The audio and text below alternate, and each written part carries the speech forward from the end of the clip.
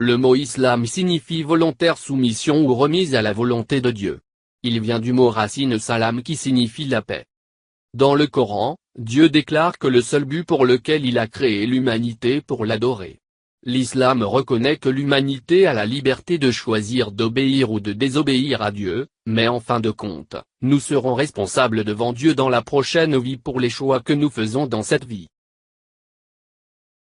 La palabra Islam significa voluntaria sumisión o entrega a la voluntad de Dios. Proviene de la palabra raíz salam, que significa paz. En el Corán, Dios declara que el único propósito por el cual Él creó a la humanidad para adorarle. El Islam reconoce que la humanidad tiene la libertad de elegir obedecer o desobedecer a Dios, pero en última instancia seremos responsables ante Dios en la próxima vida por las elecciones que hacemos en esta vida. The word Islam means voluntary submission or surrender to the will of God. It comes from the root word salam, which means peace. In the Quran, God states that the sole purpose for which He created mankind to worship Him. Islam recognizes that mankind has the freedom to choose to obey or disobey God, but ultimately we will be accountable to God in the next life for the choices that we make in this life.